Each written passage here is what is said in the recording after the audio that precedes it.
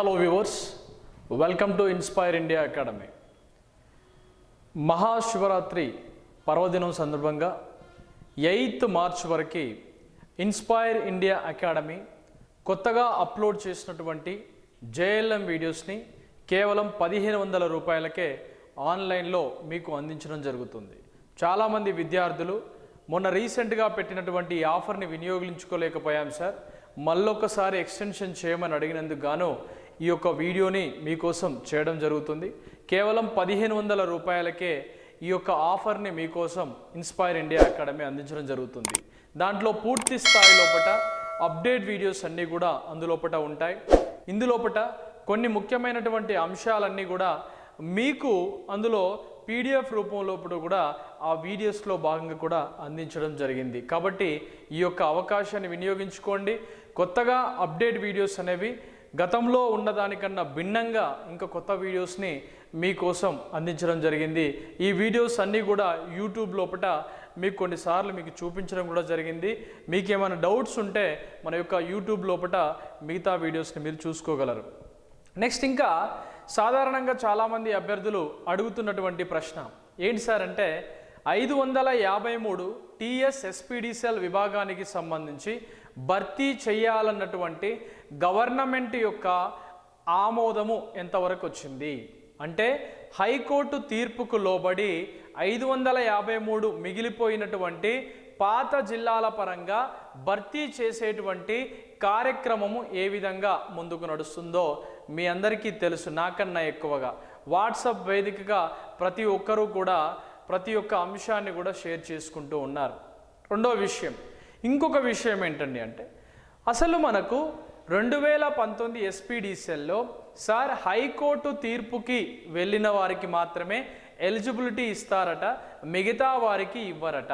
అంటే హైకోర్టు పరిధిలోకి వెళ్ళిన వారికే ఇవ్వాలని మిగతా వారికి ఇవ్వద్దని ఎట్టి పరిస్థితుల్లో కూడా నిబంధన గనక పెట్టలేరు. ఒకవేళ దాదాపుగా 48 మార్కులు వచ్చినటువంటి ఒక ఆస్పిరెంట్ ఉన్నాడు అనుకోండి, 48 మార్క్స్ వచ్చినటువంటి ఒక ఆస్పిరెంట్ పోల్ క్లైంబింగ్ పూర్తి చేసుకున్నాడు ఎస్పీడీసీఎల్ సూర్యాపేట డిస్టిక్ పరిధిలో. దాంతోపాటుగా సర్టిఫికేట్ వెరిఫికేషన్ కూడా పూర్తయింది. ఆ సర్టిఫికెట్లు కూడా అక్కడే ఉన్నాయి. అదే ఎస్పీడీసీఎల్ పరిధి లోపల 28 మార్కులు వచ్చినటువంటి అభ్యర్థి కోర్టుకు గనక వెళ్తే మరి కోర్టుకే వెళ్ళిన వారికి పోస్టింగ్ ఇవ్వాలన్నా లేకపోతే మెరిట్ విద్యార్థికి పోస్టింగ్ ఇవ్వాలన్నటువంటి సమస్య మళ్ళీ ఉత్పన్నమయ్యే అవకాశం ఉంటుంది. దీనికి సానుకూలంగా గత కొద్ది రోజులుగా కొన్ని రకాలైనటువంటి ప్రక్రియలు డిపార్ట్మెంట్లో జరుగుతూ ఉన్నాయి. ఇంకొన్ని అంశాలు కూడా బహిర్గతంగా రాగానే ఆ విషయాలు కూడా మీతో పాటు షేర్ చేసుకునే అవకాశాన్ని అతి త్వరలో ఉండబోతుందనే విషయాన్ని గ్రహించగలరు. ఇది కూడా లాజికే కదా. 28 మార్కులు వచ్చినటువంటి ఆస్పిరెంట్ కనుక కోర్టు తీర్పుకి వెళ్ళాడు అనుకోండి, మరి అతనికి ఇవ్వాలన్నా 48 మార్క్స్ వచ్చినటువంటి ఆస్పిరెంట్ సూర్యాపేట డిస్టిక్ పరిధి లోపల పోల్ క్లైంబింగ్ పూర్తి చేసుకొని 1:2 రేషియో లోపల సర్టిఫికేట్ వెరిఫికేషన్ కూడా అయిపోయినటువంటి అభ్యర్థికి ఇవ్వాలా అంటే ఇటువంటి డౌట్స్ అనేవి చాలా ఉంటాయి. కాబట్టి ఇంకొద్ది రోజుల్లో 1 or 2 days లోపల మనకు పూర్తి ఇన్ఫర్మేషన్ అనేది తెలుస్తుంది. నో డౌట్ ఇందులోపల కష్టపడ్డ వారికి మెరిట్ విద్యార్థులకు మాత్రమే అవకాశం అనేది రావడం జరుగుతుంది. 553 2019 ఎస్పీడీసీఎల్ పరిధి లోపల భర్తీ కార్యక్రమానికి సంబంధించినటువంటి నియమ నిబంధనలు అతి త్వర లోపల వచ్చే అవకాశము లేకపోలేదు. ఇది మాత్రం మీరు గ్రహించండి. డీసీ జనరేటర్ టాపిక్లో భాగంగా అప్డేట్ వీడియోస్ని, పూర్తి డిజిటలైజ్డ్ వీడియోస్ని మీరు ఆర్ఆర్బి ఏఎల్పి ఎగ్జామ్ రాయబోయినా, దానితో పాటుగా ఏపీ ఈపీడీసీఎల్ సిపిడిసిఎల్ అభ్యర్థులు ఎనర్జీ అసిస్టెంట్ ఉద్యోగాలు రాయబోయినా, మరి ఏ ఐటీఐ ఉద్యోగానికైనా కూడా సిలబస్ అనేది కామన్గా ఉంటుంది. దాన్ని దృష్టిలో పెట్టుకొని అప్డేట్ వీడియోస్ని చేయడం జరిగింది. ఈ వీడియోస్ అన్నీ కూడా మీకు పూర్తిగా మార్చి 8 వరకు ఈ యొక్క ఆఫర్లో అవైలబుల్గా ఉంటాయి. కేవలం 1499 లేదా 1500 రూపాయలకు మాత్రమే ఈ యొక్క ఆఫర్ని మీకోసం అందించడం జరుగుతుంది. ఇక్కడ ప్రధానంగా మనం గ్రహించవలసినటువంటి అంశాలేంటి, డీసీ జనరేటర్ యొక్క నిర్మాణాన్ని మనం ఒకసారి పరిశీలించినప్పుడు DC జనరేటర్ యొక్క నిర్మాణంలో ఎగ్జామినేషన్ పాయింట్ ఆఫ్ వ్యూలో అధికంగా అడగడానికి ఆస్కారం ఉన్నటువంటి సందర్భం. సాధారణంగా DC మిషన్స్ అనేటువంటి టాపిక్ మనం చదివామనుకోండి, మనకు ఒక జనరేటర్ కనుక చదివామనుకోండి, DC జనరేటర్ కనుక చదివామనుకోండి, దాంతో పాటుగా మనకి DC యొక్క మోటార్స్ కూడా వచ్చే అవకాశాలు ఉంటాయి. అంటే ఒక టాపిక్ని కనుక మనం చదివామనుకోండి, రెండవ టాపిక్ కూడా మనకు చాలా సులభంగా అర్థమయ్యే అవకాశం అనేది ఉంటుంది. దీంట్లో కొన్ని ముఖ్యమైనటువంటి అంశాలు మీకోసం చెప్తాను. మిగతా అంశాలన్నీ కూడా యాప్లో పర్చేజ్ చేసిన వారికి అన్ని అంశాలు కనిపిస్తాయి. సాధారణంగా DC జనరేటర్ యొక్క స్ట్రక్చర్ మనం పరిశీలిస్తే ఈ విధంగా ఉంటుంది. దీని లోపట ప్రధానమైనటువంటి ఈ భాగాన్ని యోక్ అని పిలుస్తాం. ఈ యోక్ యొక్క క్రింది భాగంలో ఉన్నటువంటి ఈ నిర్మాణాలని పోల్స్ అని పిలుస్తారు. ఏమని పిలుస్తారండి? పోల్స్ అని పిలుస్తారు. ఈ పోల్స్ అమరి ఉన్నటువంటి ఈ వైండింగ్ని ఫీల్డ్ వైండింగ్ అని పిలుస్తారు. ఇక్కడ ప్రధానంగా మనం గుర్తుంచుకోవాల్సింది, ఈ యొక్క పోల్స్ పైభాగం మీద ఉన్నటువంటి ఈ అర్ధచంద్రాకృతిలో ఉన్నటువంటి ఈ నిర్మాణాలని పోల్ షూ అని పిలుస్తారు. ఈ పోల్ షూస్ కూడా పూర్తి స్థాయిలో కోర్ లాసెస్ని లేదా ఐరన్ లాసెస్ని తగ్గించడానికి, ప్రధానంగా ఎడ్డీ కరెంట్ లాసెస్ని తగ్గించడానికి లామినేషన్ చేయబడి ఉంటుంది. తర్వాత ఈ భాగంలో ఉండేటువంటి దాన్ని ఫీల్డ్ వైండింగ్ అని పిలుస్తారు. ఫీల్డ్ వైండింగ్ అమరి ఉన్నటువంటి విధానాన్ని బట్టి ఆ వైండింగ్ అనేది సిరీస్లో ఉంటే దాన్ని సిరీస్ DC జనరేటర్ అని, రెండవది షంట్లో గనక అమరి ఉంటే దాన్ని షంట్ DC జనరేటర్ అని పిలుస్తూ ఉంటారు. ఇందులోపట సిరీస్ జనరేటర్ యొక్క స్ట్రక్చర్ కనుక మనం పరిశీలించినట్లయితే, సిరీస్ జనరేటర్లో ప్రధానంగా ఒక ఫీల్డ్ వైండింగ్ అనేది ఉండి, ఆ ఫీల్డ్ వైండింగ్ లోపట ఒకే ఒక వలయంతో ఉండి లావుపాటి క్రాస్ సెక్షనల్ ఏరియాతో గనక ఉన్నట్లయితే ఆ నిర్మాణాన్ని మనము సిరీస్ జనరేటర్గా పరిగణిస్తాం. ఇందులో ఫీల్డ్ మరియు ఆర్మేచర్లు ఒకే స్ట్రక్చర్ లోపల ఉండడం జరుగుతుంది సర్క్యూట్ సిస్టంలో. అలా కాకుండా షంట్ ఫీల్డ్ అనేది ఉండి అనేక రకాల వలయాలతో ఉండి సన్నని క్రాస్ సెక్షనల్ ఏరియాతో గనక ఉన్నట్లయితే, మందపాటి క్రాస్ సెక్షనల్ ఏరియా అయితేనేమో అది సిరీస్ జనరేటర్, మరియు సన్నని క్రాస్ సెక్షనల్ ఏరియాతో అనేక వలయాలను కలిగి ఉంటే దాన్ని షంట్ జనరేటర్ అంటారు. ఈ షంట్ జనరేటర్ అనేది ఆర్మేచర్తో గనక సమాంతరంగా కలిసి ఉంటే దాన్ని షంట్ జనరేటర్గా పిలుస్తారు.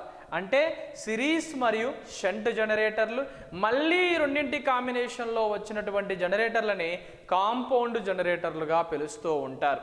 ఇక్కడ ప్రతిదానికి కొన్ని ఈక్వేషన్స్ ఉంటాయి, కొన్ని పరిమితులు ఉంటాయి.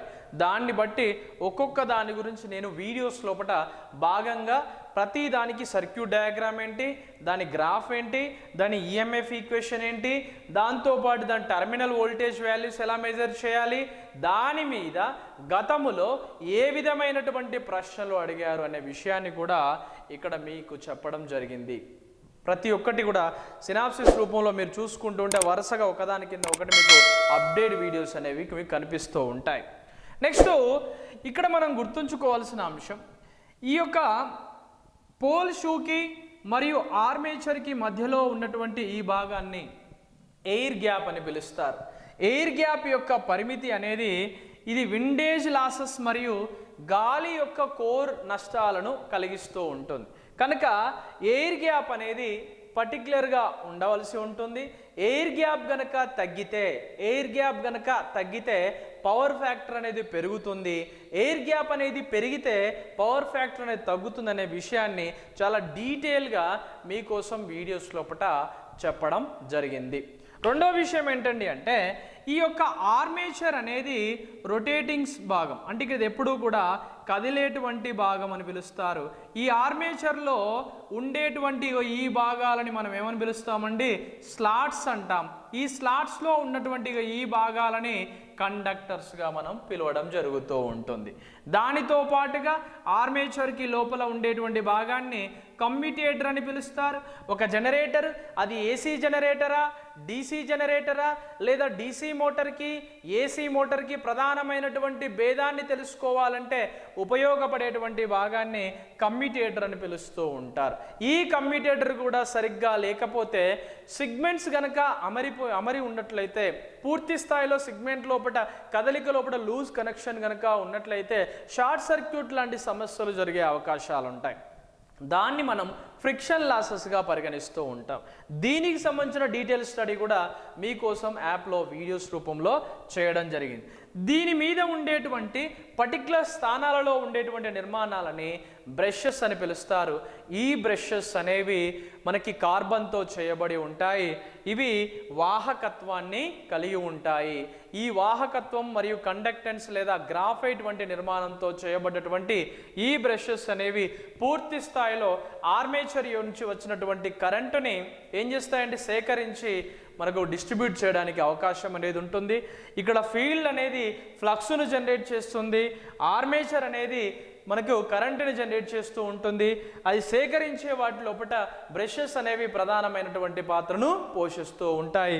ఇది డీసీ జనరేటర్ యొక్క పూర్తి స్థాయి నిర్మాణం. ఈ విధానంలో మనకి గుర్తుంచుకోవడానికి కొన్ని అంశాలు ఉంటాయి. ఏంటి సార్ అంటే, ఒకటి ల్యాప్ వైండింగ్ అని పిలుస్తారు.